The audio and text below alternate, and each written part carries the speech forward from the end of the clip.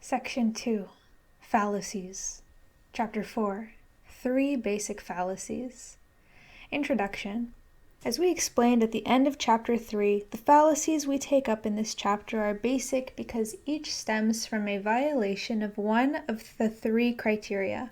Irrelevant reason is the generic name for the fallacy that occurs when an irrelevant premise is introduced into an argument.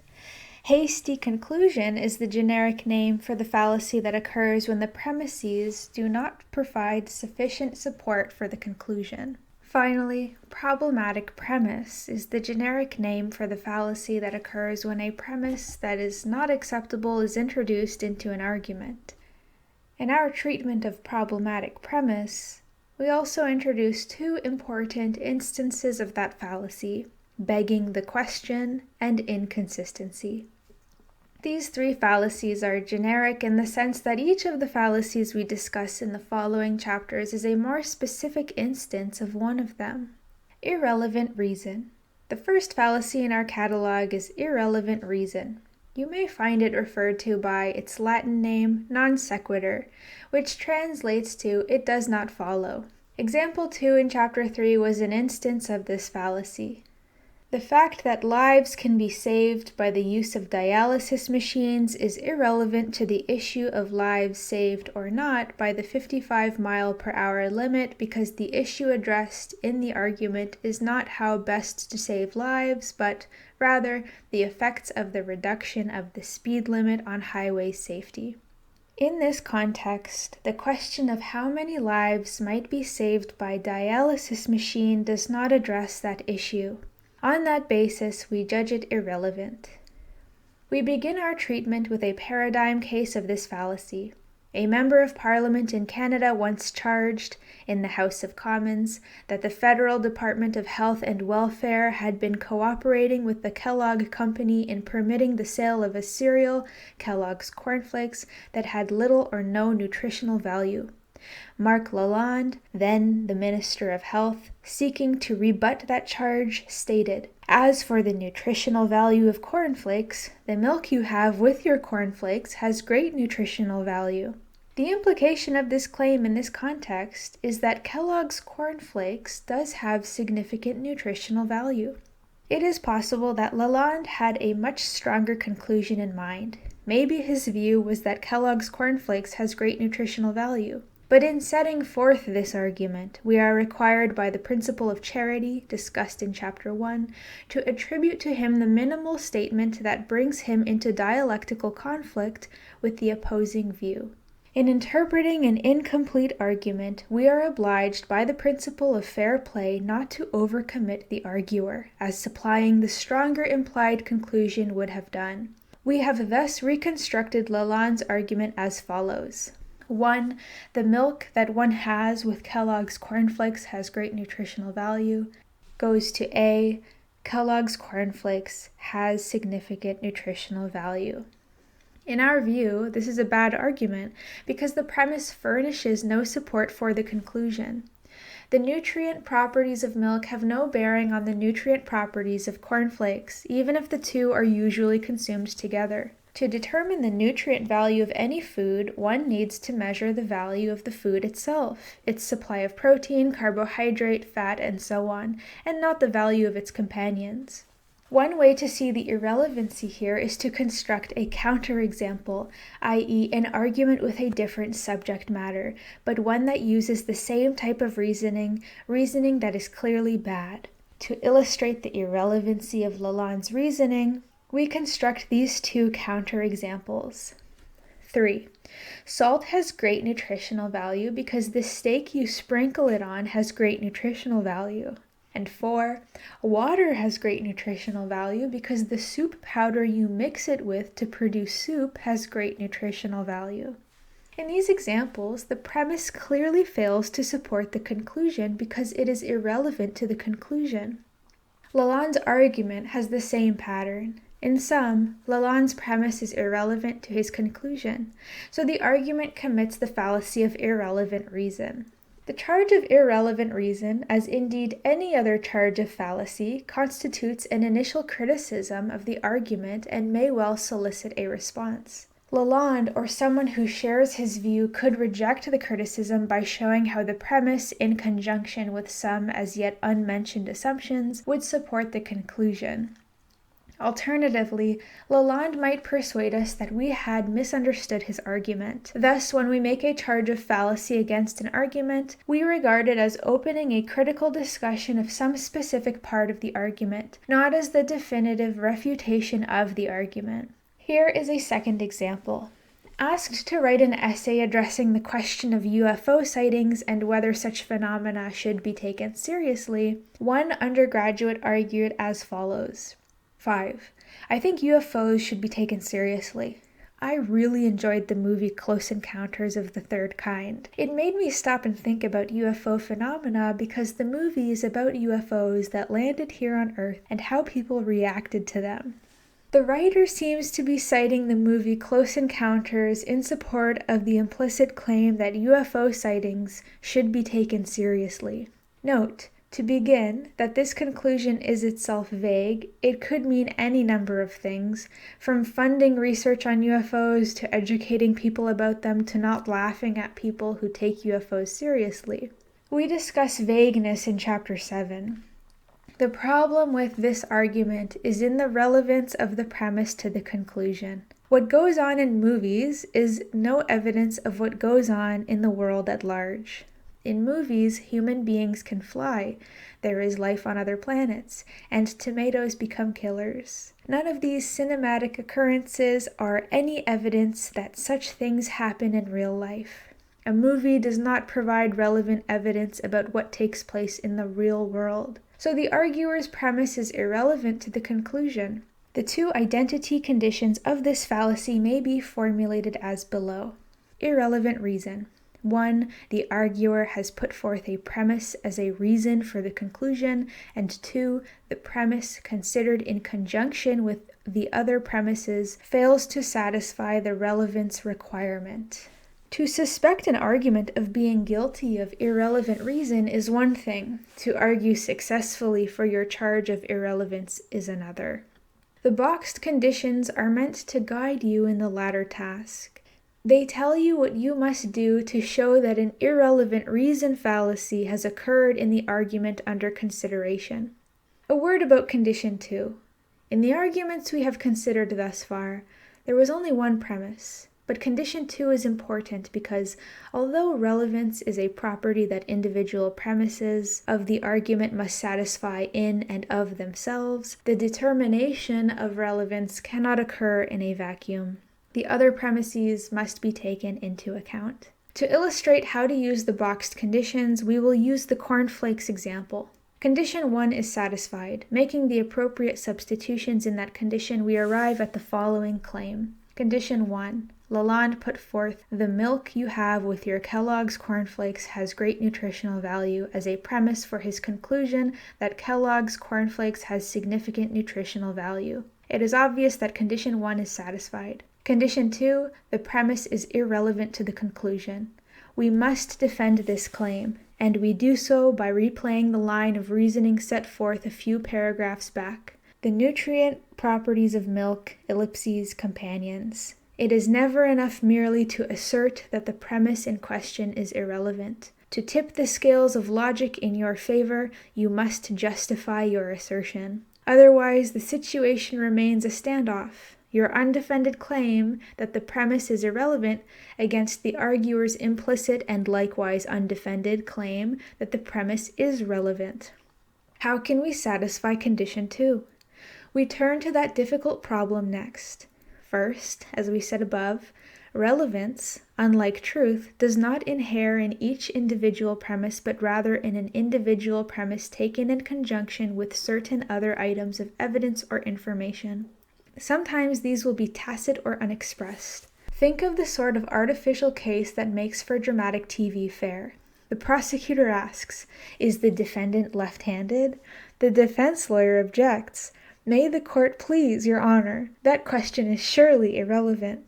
Now the prosecutor jumps up and says, "But, Your Honor, we shall establish that the murderer has to have been left-handed. So if the defendant is left-handed, that is relevant to the question of whether he could have been the murderer." With the addition of that information, the light goes on, and the relevance of the premise becomes clear.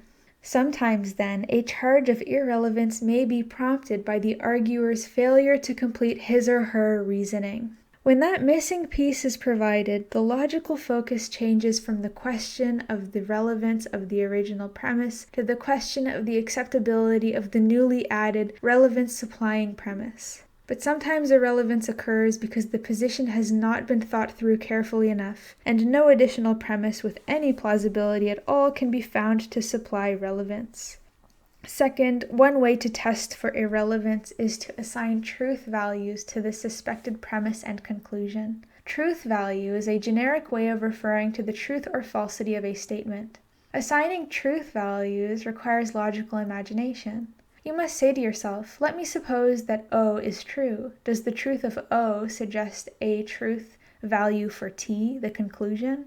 That is, if O is true, just supposing, does that give some basis for judging that T is true? Or try it the other way. If O is false, does that give some basis for supposing that T is false? If, in both cases, the answer is no, then you have some reason to assert that O is irrelevant to T. Let's try this strategy on the cornflakes example.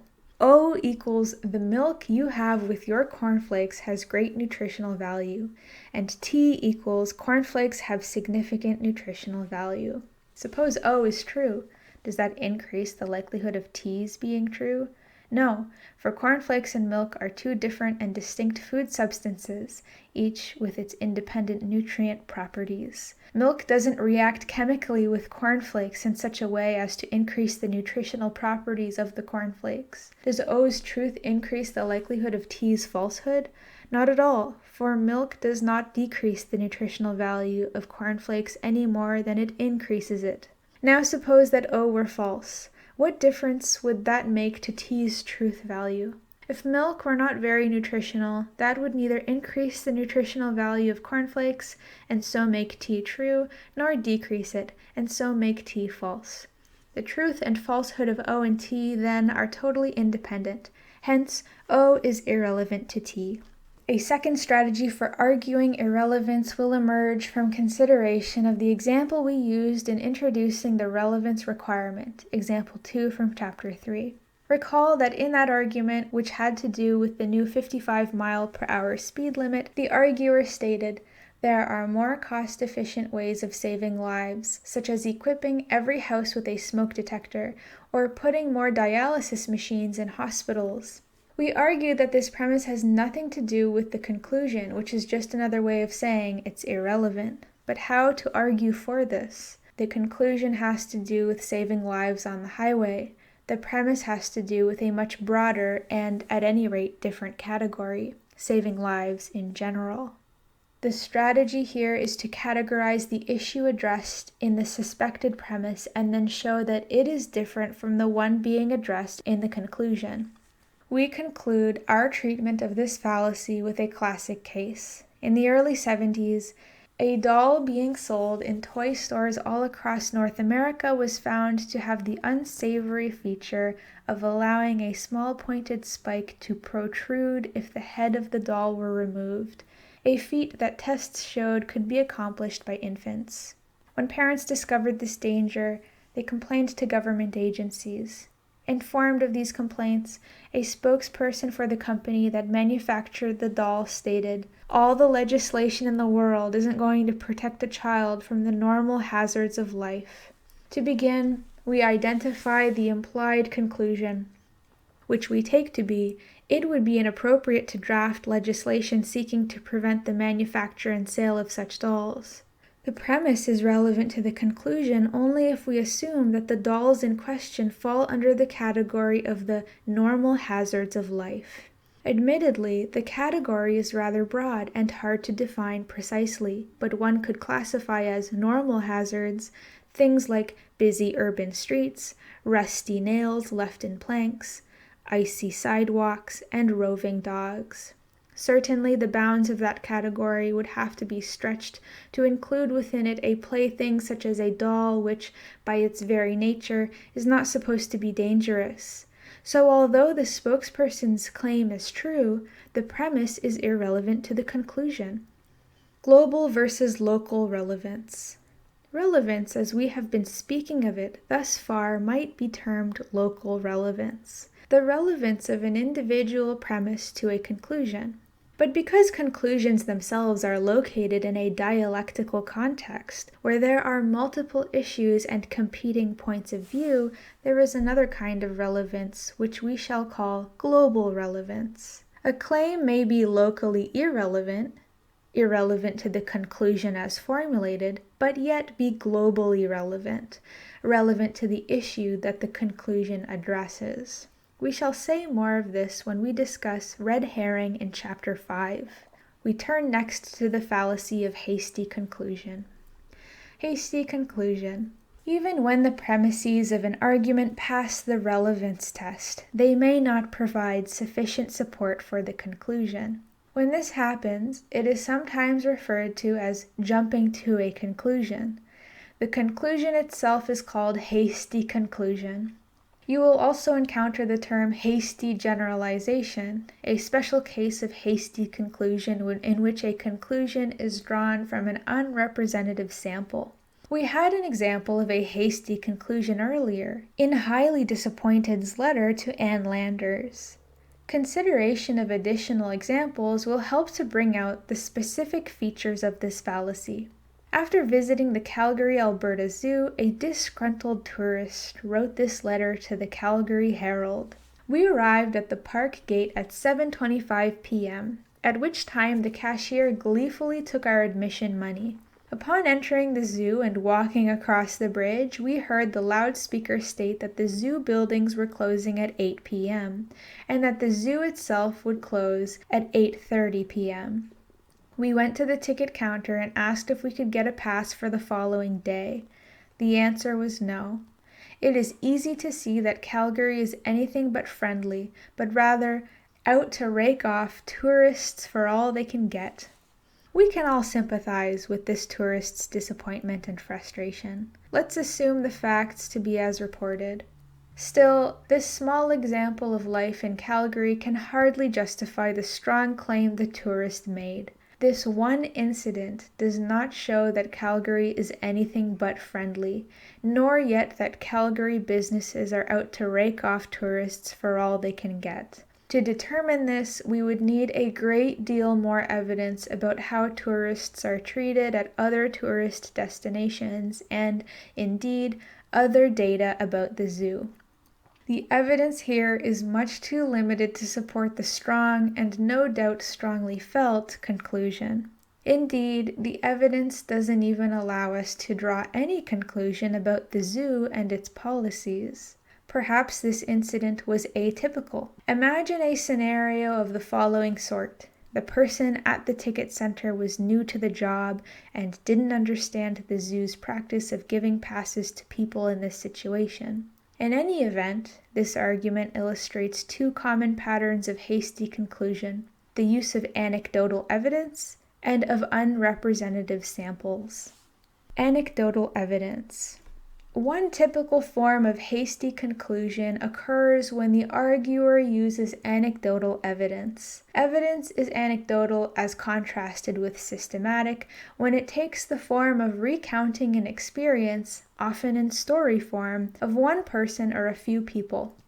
An example would be someone who argues like this: "Professors really have it easy. My parents have their cottage in the Adirondacks. And there's this professor who owns the cottage next to theirs. This guy is there from late May right through mid-September.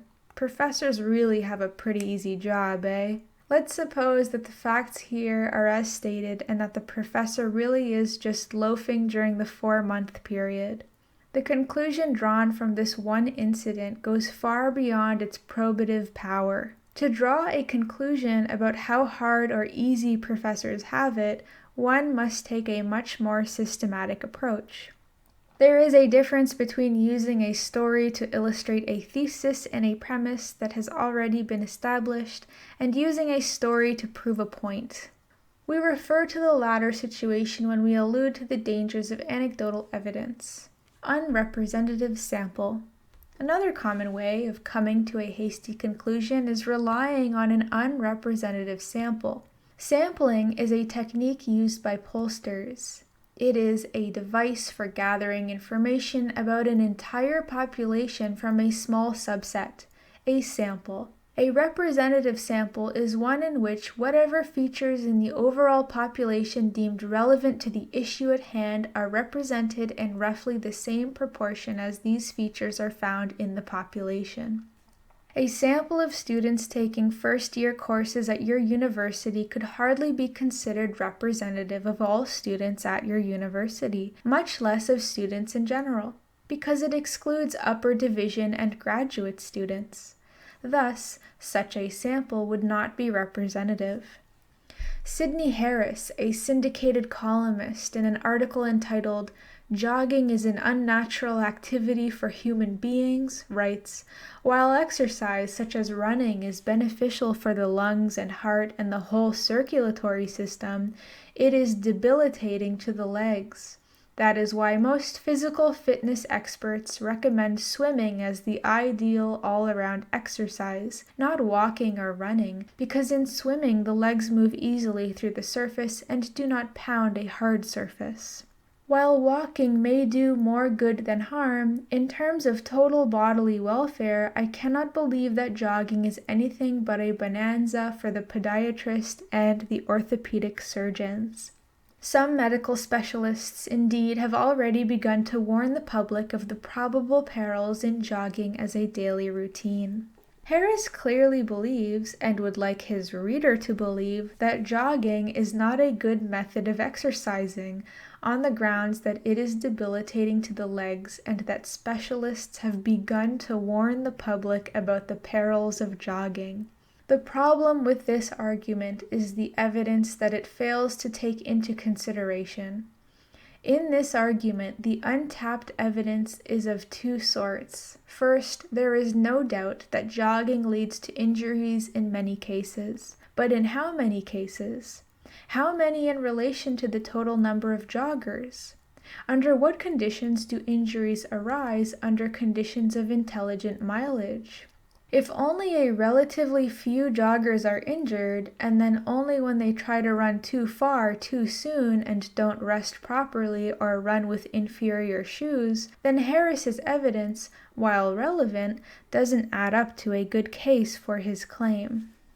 Second, it may be that though there is a risk of injury to all joggers, the gains to them in better circulation, increased lung capacity, lower weight, improved self-image, and greater energy outweigh the dangers. In that case, Harris's evidence fails to support his claim because it is partial in a different sense. We need to know that the risk is widespread, not restricted to a select group, and that the disadvantages outweigh the benefits. Harris fails to provide this further evidence. His conclusion is drawn without taking these factors into consideration, and so he is guilty of coming to a hasty conclusion. The defining conditions of hasty conclusion are listed in the box. Hasty conclusion. 1. The arguer presents a set of premises as a sufficient basis for a conclusion, and 2. The premises taken together are not sufficient to support the conclusion because one or more of the following: A. They do not provide evidence which has been systematically gathered by an appropriate method. B. They do not supply a sufficient sample of the various kinds of relevant evidence. And C. They ignore the presence of, or the possibility of, contrary evidence. As in the case of charging irrelevant reason, you have two tasks to perform in making a case for hasty conclusion. First, you must properly show that there is an argument and properly identify its premises. That's condition 1. Then you must assert and support your assertion that the evidence is not sufficient. That's condition 2. You may do this in several ways. 1. You may show that what the evidence presented does show is less than what the arguer concluded. 2. You may indicate that the arguer failed to supply an additional sort of evidence that is needed to generate the conclusion. This may be more evidence of the same sort or evidence of a different type.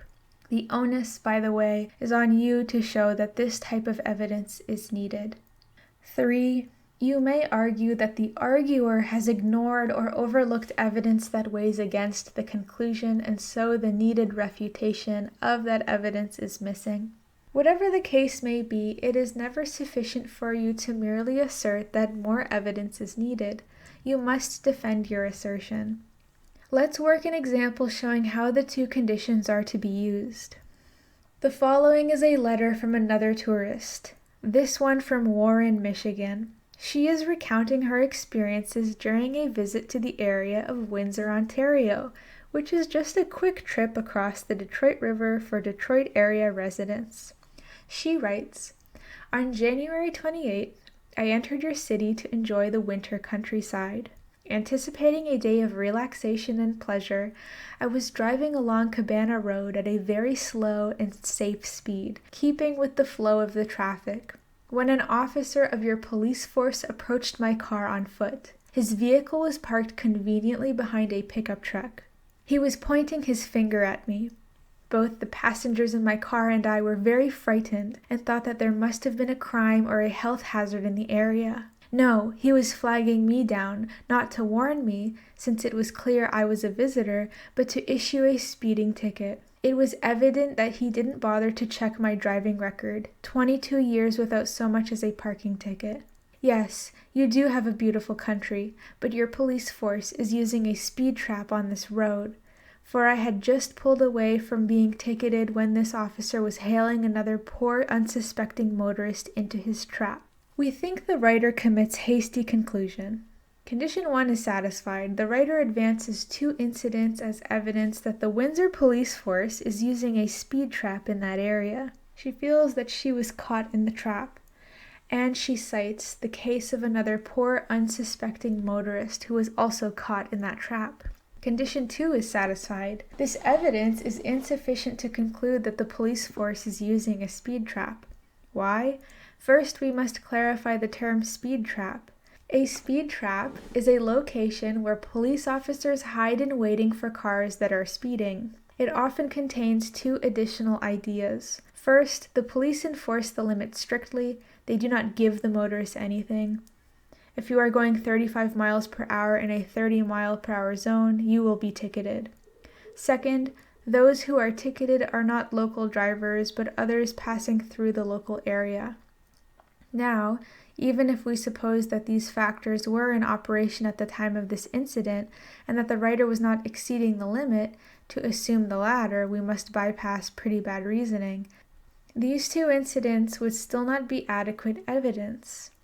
One would need to have data stretching over a much longer period of time, at least a couple of weeks, to show that the police had indeed set up a speed trap.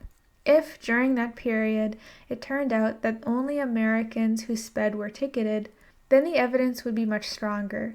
As it is, the writer has some reason to suspect that a speed trap is in operation but stands at some distance from anything like adequate evidence. A classic example is found in this excerpt from a book, Off Madison Avenue, by David Lyon, in which he defends advertising against its critics. At one point, he writes, "I think I can show you that on balance, advertising carries a higher proportion of truth than you are likely to encounter in most of the discussions you hear or the books you read.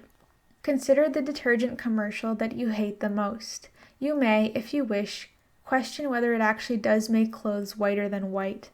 You may doubt that it gets out more stubborn dirt than other wash-day products leave in. You may wonder whether it really leaves your clothes squeaky clean and ever so manageable. But there is one thing you may bank on with a considerable degree of confidence.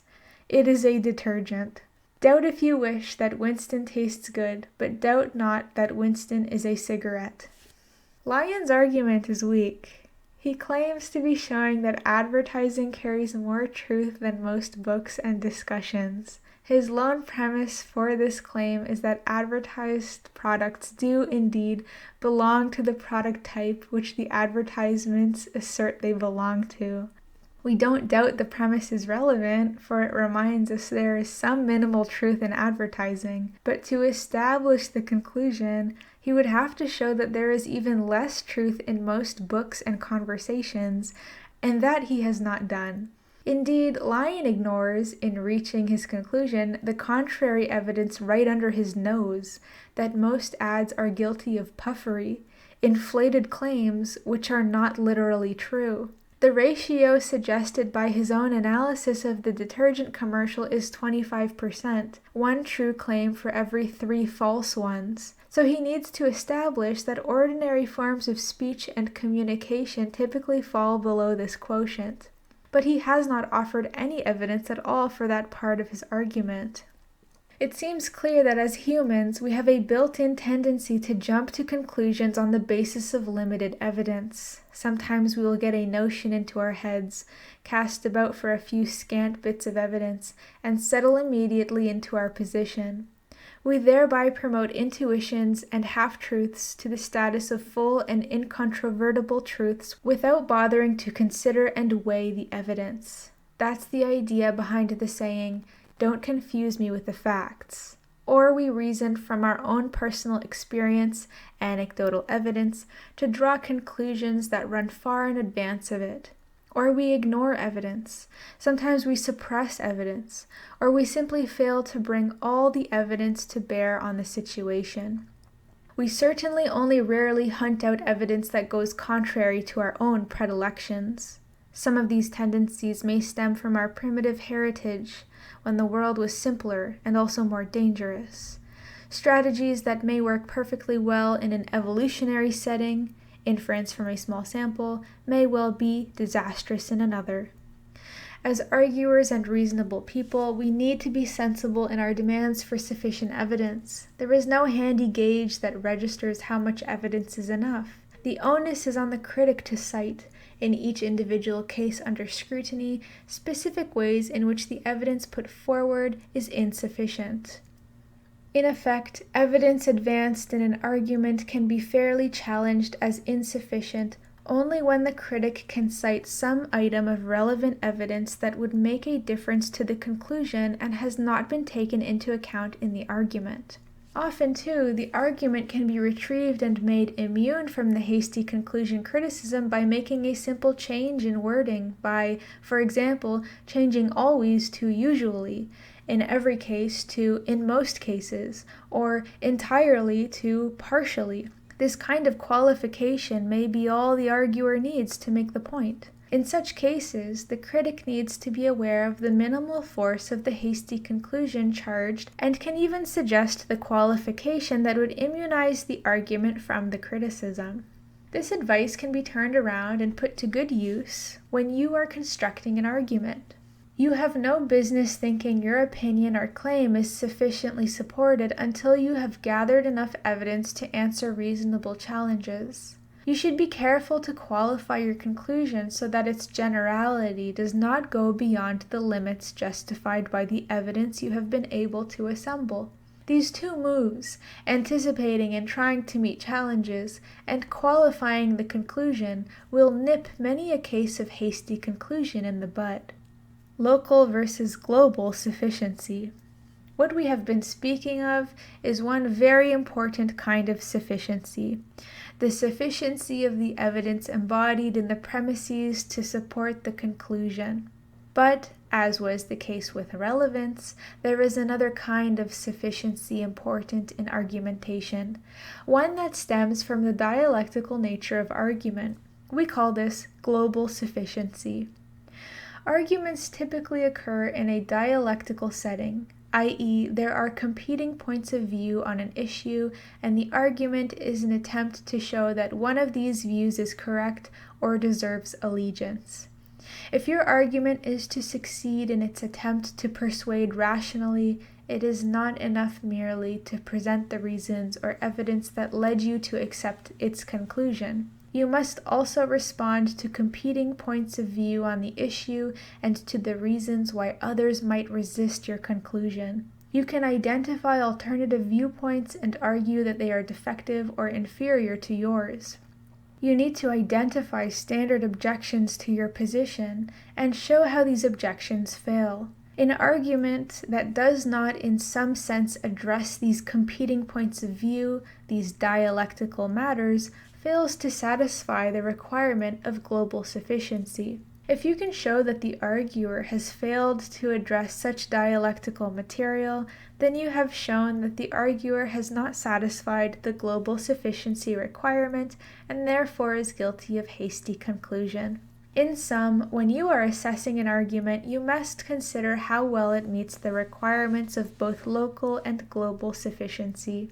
Check to see whether some of its premises engage objections or attempt to refute alternative positions. Are there well-known competing points of view that might be acceptable, but that have not been shown to be inadequate? Problematic premise.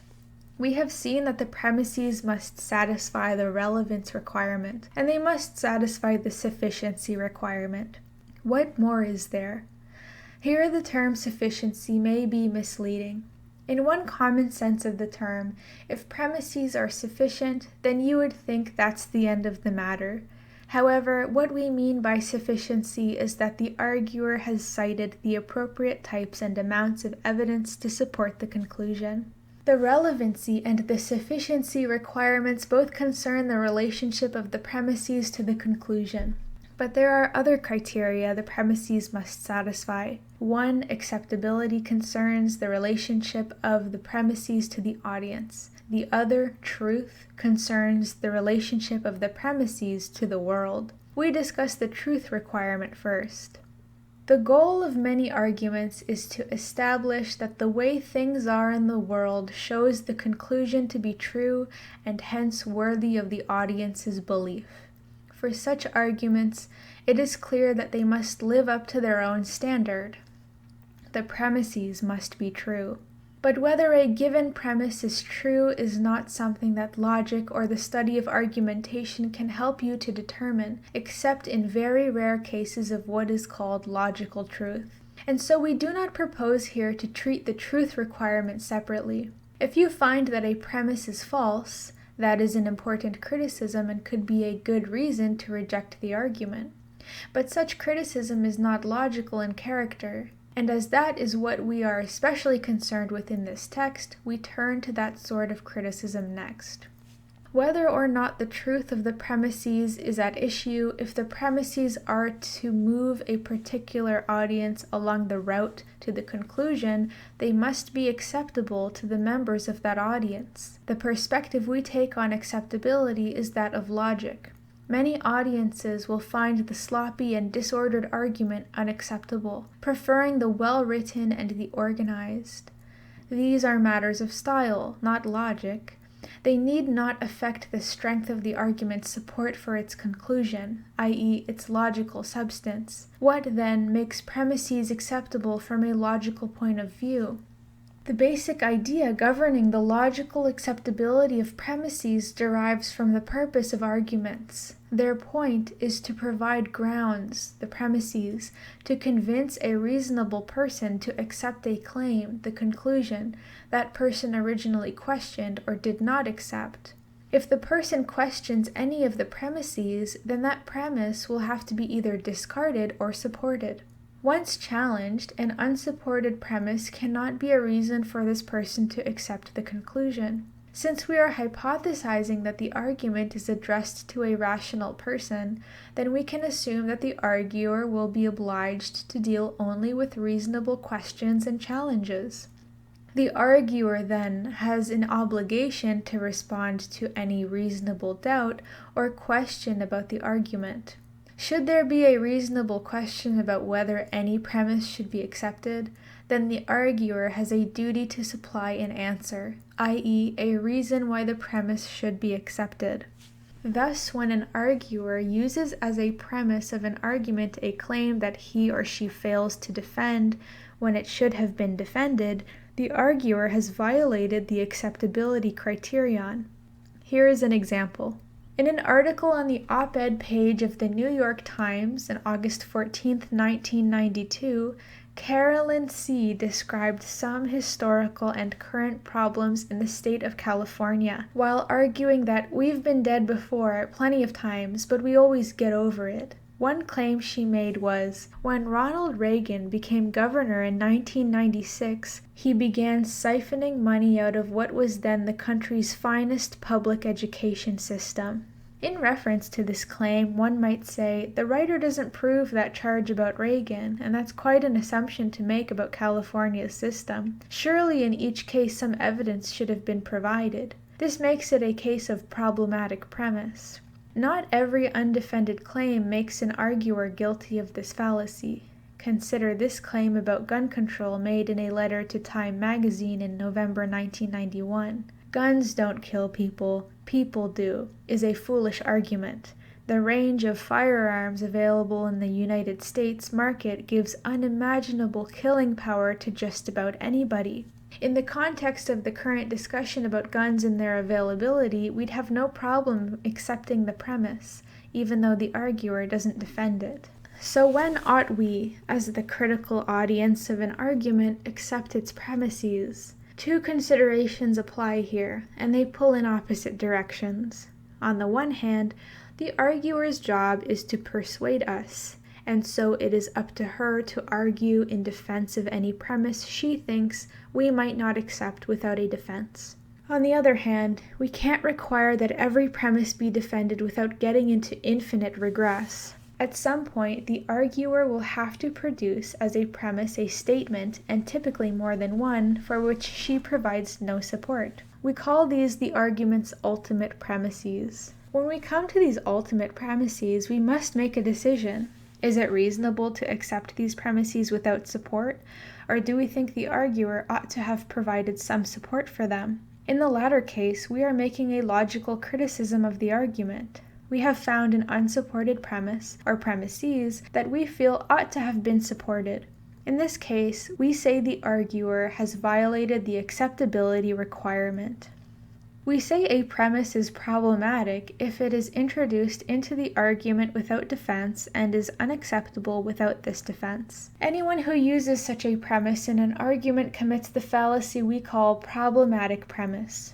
Before listing the conditions of this fallacy, we shall flesh out our account of acceptability by discussing specific cases where undefended premises are acceptable. It is reasonable to accept an undefended premise if it is generally known to be true, or at least represents knowledge shared and known to be shared by the arguer and the audience. Thus, for example, in parts of the world where Christianity has historically been the predominant religion, it would be permissible to use as an undefended premise that Christmas is December 25th.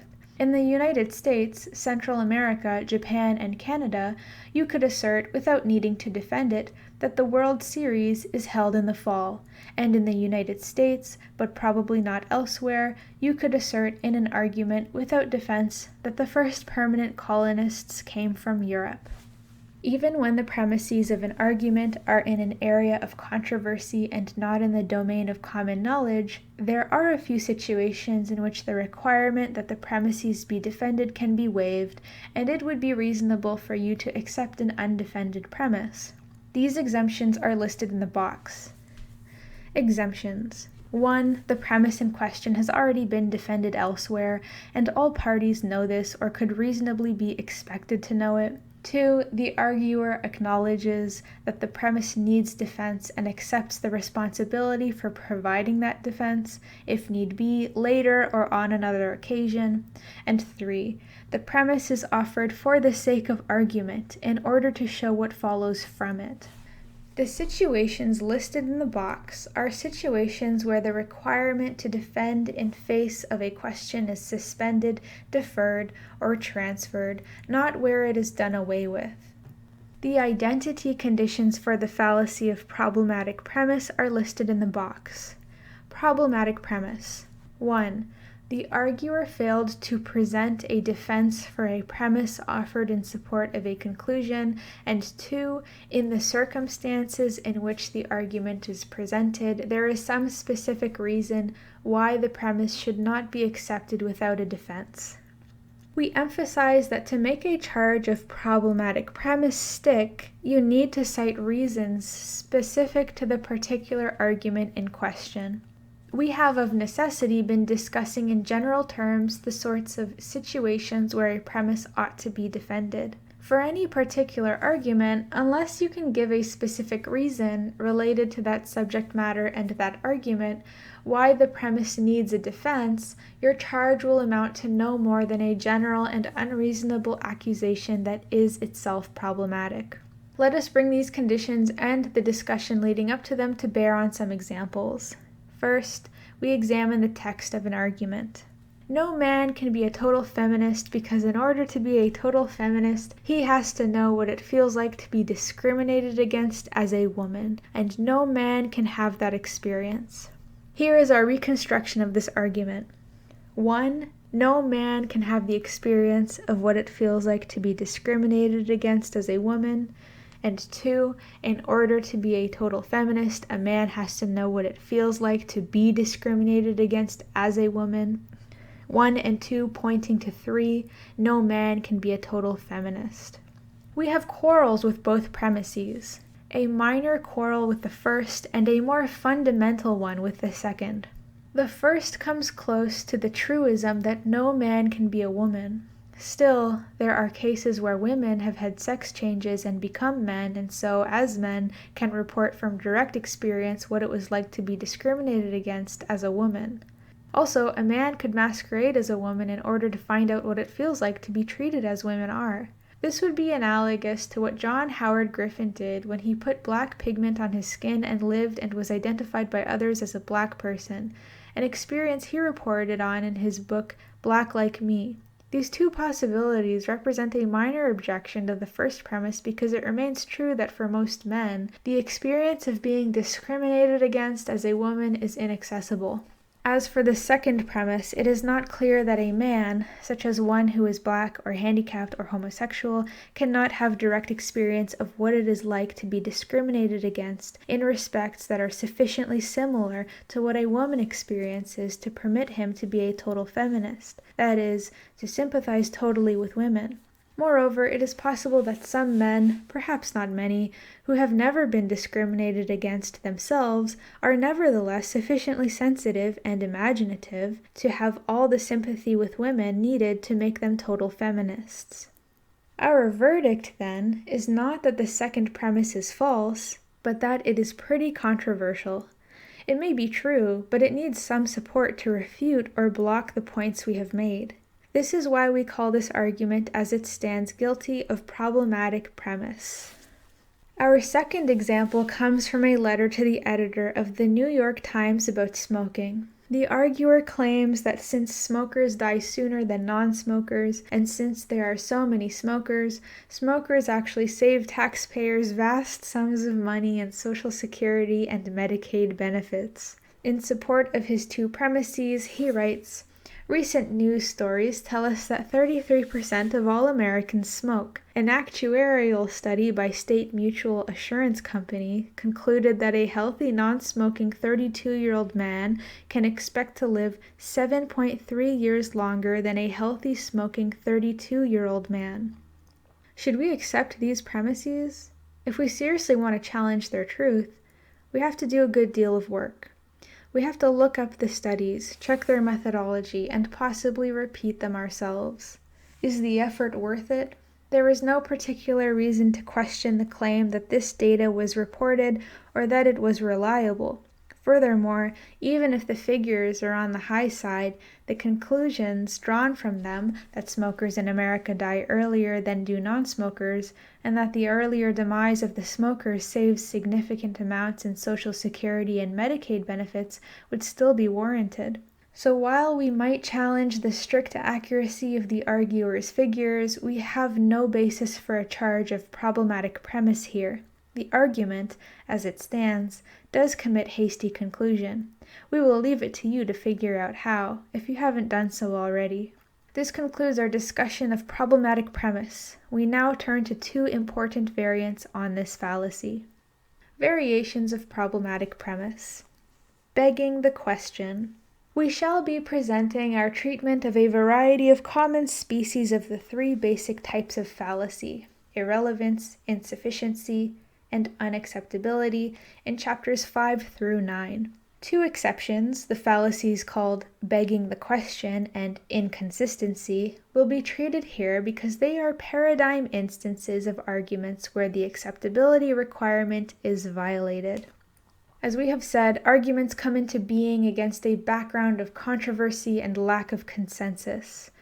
Thus, the very existence of an argument presupposes the existence of persons who do not or are not disposed to accept a particular point of view, the conclusion. Since the purpose of an argument is to lay down a route leading from premises that the audience already believes or is prepared to accept on reflection to the conclusion, it is clear that one may not use as a premise in one's argument the very conclusion one is seeking to establish. If someone requires support for the conclusion, she will be no more inclined to accept that proposition when it's in the role of a premise. Yet arguers at times deploy in their arguments as premises or support statements identical or equivalent to the conclusion. Such a move cannot be allowed. If the conclusion is acceptable, then no argument is needed to support it. And if the conclusion as it stands is not acceptable, then it cannot be appealed to as a premise. Arguments violating this stricture that the premises must be acceptable independently of the conclusion commit the fallacy of begging the question. You will sometimes still find this fallacy referred to by its Latin name, petitio principii, petitio for short. A humorous illustration of the flavor of this fallacy, though it is not itself an argument, can be seen in the following exchange from an episode of the British sitcom Fawlty Towers. Colonel Hall, who are you? I don't know your name. Basil, to his wife, under his breath. What is it? Sybil, what? Basil, my name. Sybil, calmly. This is my husband, Basil Fawlty. Basil, that's it. Colonel Hall, what? Basil, how do you do? Colonel Hall, how do you do? Basil, may I introduce my wife? Colonel Hall, she just introduced you. There is a circle here spawned by Basil's momentary lapse, forgetting his own name, in which Sybil introduces Basil to Colonel Hall. This act presumes that Sybil is known to Hall but that Basil isn't, which is what makes for the circular and inappropriate move when Basil then makes as if to introduce his wife to the Colonel. Something like this can occur in an argument when the arguer uses what he is supposed to be showing, the conclusion, as a premise of his argument. A premise can be the same as the conclusion without having exactly the same wording. As long as the premise expresses the same proposition as the conclusion, the effect is the same. Here is the classic textbook example from the 19th century treatise Elements of Logic, London, 1862, by Richard Whately. To allow every man unbounded freedom of speech must always be, on the whole, advantageous to the state, for it is highly conducive to the interests of the community that each individual should enjoy a liberty perfectly unlimited of expressing his sentiments. The flowery phrasing of the argument serves to disguise that it begs the question. If we structure the argument and use some common sense, we can readily see the flaw. 1. It is highly conducive to the interests of the community that each individual should enjoy a liberty perfectly unlimited of expressing his sentiments. And 2. To allow every man unbounded freedom of speech must always be, on the whole, advantageous to the state. What does it mean for a practice to be advantageous to the state, if not that it is highly conducive to the interests of the community? These two phrases express the very same notion in different words. And what does it mean to allow every man unbounded freedom of speech, if not, each individual should enjoy a liberty perfectly unlimited of expressing his sentiments. The phrases unbounded freedom of speech and a liberty perfectly unlimited of expressing his sentiments are synonymous. The premise says that each individual should enjoy such a freedom, while the conclusion states, in effect, that every man should be allowed such a liberty. But these statements are merely semantic variations on the same theme. The premise and the conclusion are one and the same proposition expressed in different words. Thus, the argument is guilty of begging the question. Whately's example offends against the requirement of acceptability that the premise must not be the same as the conclusion, either in the same words or in the form of a logically equivalent proposition. Our next example shows a violation of the more general stipulation that the acceptance of the premise must not require prior acceptance of the conclusion. This example is from David Ogilvy's Confessions of an Advertising Man in 1968. Ogilvy was touting his own Rolls-Royce ad, in the last paragraph of which he had written, "People who feel diffident about driving a Rolls-Royce can buy a Bentley." He then went on to argue, "Judging from the number of motorists who picked up the word diffident and bandied it about, I concluded that the advertisement was thoroughly read." We've reconstructed Ogilvy's argument, adding some points omitted from the above excerpt. 1. Many motorists picked up the word diffident and bandied it about. 2. The word diffident occurred near the end of Ogilvy's 700-word advertisement. And 3. Research shows that readership of advertisements falls off rapidly up to 50 words of copy but drops very little between 50 and 500 words. 1, 2, and 3 pointing to 4. Many motorists read Ogilvy's Rolls-Royce advertisement thoroughly. Now focus on the first premise. Is it acceptable? That depends on where Ogilvy thinks the motorists picked up the word diffident. There's no doubt he thinks they were influenced to use the word by reading his advertisement. That supposition, however, begs the question, because if we accept the first premise, that the motorists picked up diffident from Ogilvy's ad, we have already accepted the argument's conclusion, that many motorists read the Rolls-Royce ad thoroughly. Since the acceptability of the first premise depends on our already having accepted the conclusion, the premise cannot be used to prove the conclusion. Another form of begging the question frequently occurs in arguments against abortion and in arguments against capital punishment. The word murder plays a key role in both. Consider these condensed arguments. Abortion is the murder of an innocent fetus, so it is clearly wrong and immoral. Capital punishment is legalized murder, so it ought to be abolished. We agree that if these premises are acceptable, the conclusion follows. The problem arises in deciding whether to accept the premise. Is abortion the murder of the fetus? Is capital punishment legalized murder? To answer these questions, we must consider carefully the meaning of the word murder. It refers to the killing of a human being, but more than that, to killing that, unlike self-defense, is without justification and is therefore wrong. We can accept that abortion and capital punishment are murder only if we already accept that these actions are without moral justification and so wrong. Notice, however, that this is just what the above arguments set out to establish. Their conclusions are that abortion is wrong and that capital punishment is unjustified, and so should be abolished. You can see, then, that we must already accept these conclusions if we are to accept the premises used in these arguments to support them. We are asked, in both cases, to grant in advance the question at issue. Both arguments beg the question. For the acceptance of a premise must not require prior acceptance of the conclusion of the argument. There is another sort of question begging that follows a pattern. A critic makes a charge.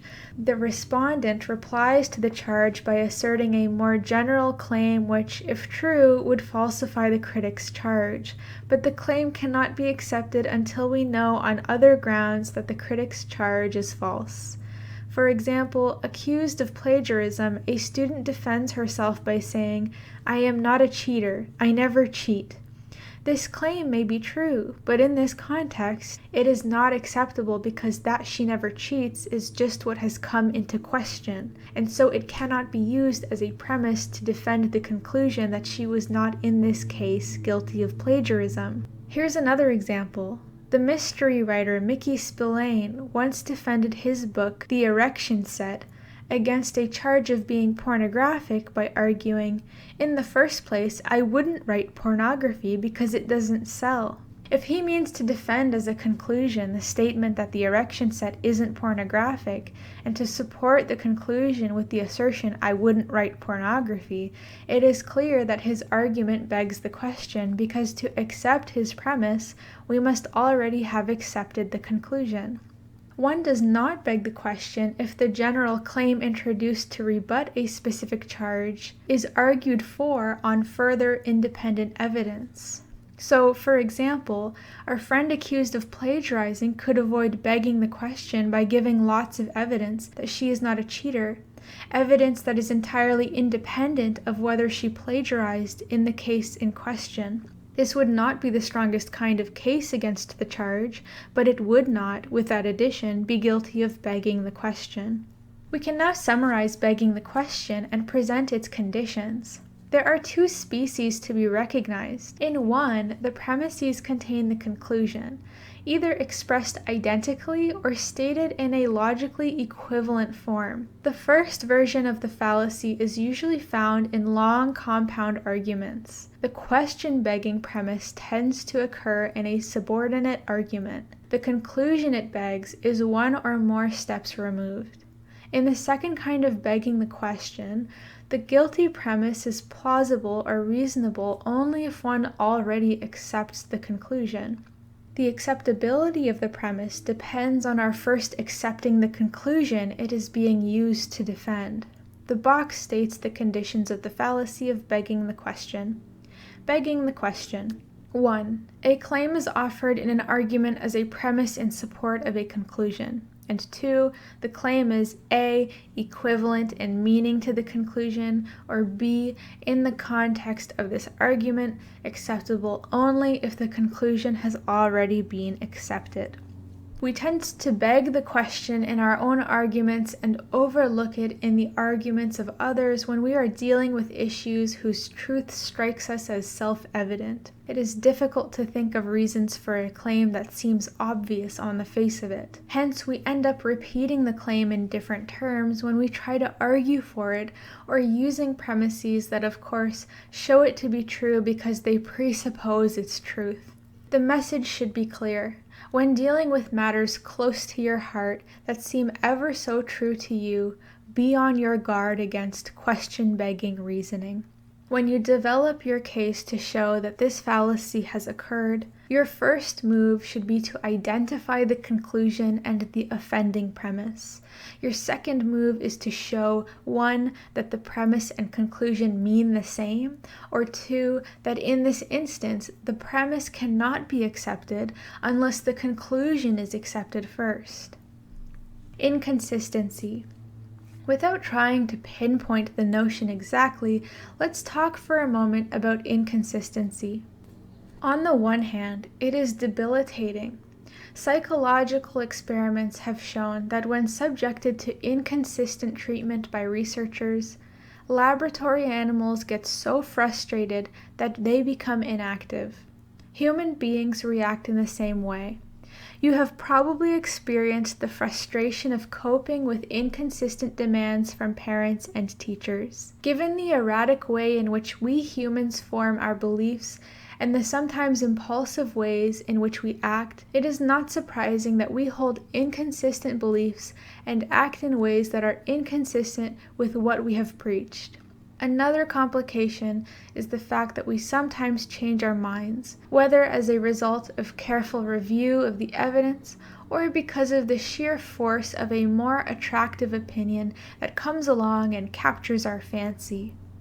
In short, inconsistency is a frustrating but widespread phenomenon of human life. What we are interested in here is not simply the phenomenon, but how and why it threatens the practice of argumentation and hence constitutes a logical failure.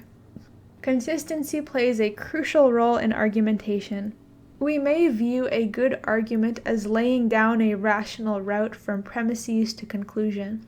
The argument, as it were, says to us, if you accept the premises and you wish to be consistent, you must accept the conclusion. Argumentation, then, assumes that people are sensitive to the requirements of consistency. In short, though we may rightly tolerate some inconsistency in other areas of life, in the practice of argumentation we cannot do so without jeopardizing the whole enterprise. Two statements are inconsistent when the truth of one of them, the falsehood of the other, follows. For example, consider 1. Aldo is unfailingly truthful, and 2. Aldo lied to Louise about his age. If the first statement is true, then the second must be false. And if the second is true, the first must be false. So the first and the second statements are inconsistent. Anyone who asserted the first ought to deny the second, and vice versa. Moreover, if I have made use of the first in an argument, I have forfeited any right to use the second in that argument. There can be other forms of tension between statements that fall short of this strict logical inconsistency. Compare 1. Aldo usually tells the truth, and 2. Aldo lied to Louise about his age. There is no logical contradiction here. One does sense some tension, but that tension need not be ruinous or worrisome. Someone might use the first statement at one point in the argument and then turn around and use the second later without jeopardizing the process of argumentation nor the argument in which the tension occurred, provided some explanation of how the two statements were compatible in that case were available. We say a person is inconsistent when he asserts or believes two propositions which cannot both be true at once. We also say a person is inconsistent if she asserts one thing, yet acts in a manner that would not be justified if her assertion were true. Children often make such observations about the conduct of their parents, as this one did. My dad gets bombed every night, double bombed on weekends. My mother fills the house with smoke, then raises hell when I smoke, and goes crazy if I have a drink. Where do they get off trying to keep me from doing things they say are bad for me when they don't practice what they preach? This teenager is onto something. Her parents say that smoking and drinking are bad, yet dad drinks and mom smokes. Now, true, neither parent has asserted two inconsistent propositions, but their actions don't line up with their stated policy. If we take mom smoking as in some way endorsing the proposition that it is okay to smoke, then there is a kind of inconsistency. There is no logical obligation to dismiss someone's advice merely because he or she doesn't follow it. Yet such failure to practice what you preach undermines the credibility of the one giving the advice. The fallacy of inconsistency occurs only when an inconsistency undermines an argument. When two premises of an argument are inconsistent, for instance, we are getting conflicting signals from the arguer. She asks us to grant the conclusion on the basis of the premises she offers. However, we don't know which of the two inconsistent premises to accept, and we know we can only accept one. Alternatively, the premise is incompatible with the conclusion. Here again, we are in a bind. We can't accept both the premise and the conclusion, so the argument undermines itself. Finally, the premise may be incompatible with something else the arguer says, either on the same occasion or at some other time. Then we face the question, which are we to accept, the premise or the incompatible assertion? The effect of inconsistency in an argument is to undercut the acceptability of a premise. We cannot then be justified in taking that premise as support for the conclusion. Inconsistency in arguments short-circuits the sentiment of the argument in which it occurs. An illustration of this can be found in the memoirs of Vincent Teresa, a former mafioso, which concluded the following qualified defense of the Brotherhood. Not that mobsters are all bad. There are plenty of good things about them the public might be interested in. For instance, does the public know whether mob guys are patriotic or not? The truth is, most are. We don't think about undermining the government. We corrupt politicians, but that's only so we can do business. Teresa is trying to persuade us that mob guys are not without redeeming features. One main premise is that the mob is patriotic, and this premise is defended by Teresa's contention that the mob has no intention of undermining the government. Teresa then tries to undercut the unspoken counter-argument that the mafia corrupts politicians by maintaining that the purpose of such corruption is only to do business, and presumably not to undermine the government. The trouble is that whatever the mafia's intentions, corrupting politicians does in fact serve to undermine the government. When people find out that politicians are being bought off by the mafia, they lose confidence in those politicians. And the knowledge that some politicians can be corrupted is bound to undermine one's faith in government. So we are asked to believe that most mob guys are patriotic. At the same time, we are given evidence that they are not. The result is that the argument goes nowhere. Either the premise that the mob is patriotic must be accepted, in which case we must reject Teresa's evidence that the mob corrupts politicians, or, and this is more likely, we must accept Teresa's evidence and deny that the mob is patriotic. We can't do both. We haven't, from the argument and Teresa's comments, any basis for choosing one or the other. We cannot accept the premise. It is harder to see how inconsistency between assertion and action can undermine an argument. After all, an argument is a piece of discourse, a collection of assertions, while an action is not a statement in an unmetaphorical sense. Still, actions imply statements in that the principle by which any action is justified can be expressed as a statement. This explains why, when the principle of an adjacent action is incompatible with the premise or conclusion of an argument, we find ourselves at a loss which to accept, the premise and conclusion or the principle.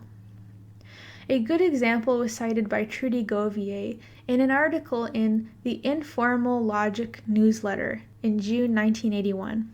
Several years ago, Ontario and federal government officials in Canada, having exhorted Canadians to spend winter holiday money at home in Canada, nevertheless abandoned our northern country for winter vacations in Florida and the Caribbean. We can imagine the following fairly plausible arguments the Canadian officials might have made. 1. To help Canada's balance of payments position, as many Canadian dollars should be kept in the country as possible, and 2. The Canadian economy would benefit from increased spending in our winter tourism and entertainment industries, and 1 and 2 point to 3. Canadians should spend their winter holiday money at home in Canada. Yet many of these same officials vacationed in Florida and the Caribbean. They must have been operating on some such principle as the following. PR1. It is not imperative that Canadians spend their winter holiday money at home in Canada. Now, the problem with this argument, given this example, is that if we accept the principle, it tells against the conclusion of the argument. In that case, incidentally, the stated premises cannot be adequate support for the conclusion. On the other hand, if we accept the premises, we are led to accept the argument's conclusions, but then we must reject the principle. The same officials enunciated the argument and acted in conformity with the principle. Which are we to believe, their argument or their actions? The two are inconsistent, and we have no way of deciding which is acceptable. Hence, the argument's premises are undercut, and we cannot accept its conclusion in this situation. We say, in cases where conduct conflicts with argument in this way, that the fallacy of inconsistency has been committed. The conditions for this fallacy are listed in the box. Inconsistency. 1. In an argument, an assertion serves as a premise for a conclusion. And 2. There is an inconsistency between A, the assertion, and some other premise, or some other assertion made by the arguer, or B, the premise or the conclusion and some principle of an action performed or recommended by the arguer. Here is an example that will test your understanding of the conditions and the fallacy of inconsistency. Syndicated columnist Joseph Sobran, in a column in the Detroit Free Press, took the liberal press in the United States to task for preaching in favor of women's rights and equality for women while, in their practice, failing to hire women in top management positions. After the defeat of the Equal Rights Amendment, Time magazine ran a cover story about women and equality. Sobran wrote, "The story was written by a man, with the aid of a woman or two. Never mind, it said all the right things. It ringingly affirmed that we are all equal. In the same issue of Time, Sobrun reported 24 out of 26 stories were written by men, and only one of the top 24 names on the masthead and none of the top 14 belonged to a woman. Sobrun also noted that at Newsweek, the top 7 jobs were held by men, and only 3 of the top 16 positions were held by women. He found that similar proportions applied to the great liberal dailies. At the New York Times, 2 of the top 16 and none of the top 8 names on the masthead belonged to women, and at the Washington Post, there was 1 female in the top 7 and 3 in the top 17. Sobrun continued, "Day after day, these publications favor us with articles and columns designed to raise our consciousness on the subject of women's role in society. Why are we so hypnotized by their pompous cant that when an editorial assaults us with it, we don't automatically look down the page to see how the preacher himself is behaving? Our question is this: has Sobrun identified instances of the fallacy of inconsistency? Note first that unless the articles and columns in question contained arguments for equality for women, we could not speak of a fallacy here, though we could still make the moral judgment of hypocrisy as Sobrun does. Let us assume that some of these press resources do present arguments. Is the fact that an editorial argues for equality for women while the newspaper or magazine in which it appears is dominated by men at top editorial and management levels grounds for a charge of inconsistency? We believe the answer depends on the hiring practices and policies of the newspaper or magazine in question. Only if it has a policy of hiring women in order to achieve the balance of men and women at all levels of the organization, and is implementing that policy, would the principle of its conduct be consistent with its editorial position. Otherwise, a charge of inconsistency would be applicable. Each newspaper and magazine has to be examined on the merits of its own practices, but we are inclined to agree with Sobrun that his statistics make a prima facie case for inconsistency between preaching and performance, and, if the preaching is argument, that a case for the fallacy of inconsistency could be made. Conclusion. A final point should be made to introduce the next part of the book. Treat the presence of a fallacy in an argument as a warning light, not as a stop sign. Rare is the argument that is destroyed completely by the presence of a fallacy. Even arguments that beg the question usually contain other, non-question begging premises, and treat the warning light as an amber flash on your own mental dashboard, not as a strobe to beam into the eyes of the arguer whose argument you are assessing. Accusations of fallacy, like personal character attacks, are the least efficient way to elicit a change in your opponent's reasoning or conclusions. Gentle, patient argumentation of your own promises much more success. Keep in mind what Proverbs has to say. A soft answer turneth away wrath, but grievous words like fallacy stir up anger.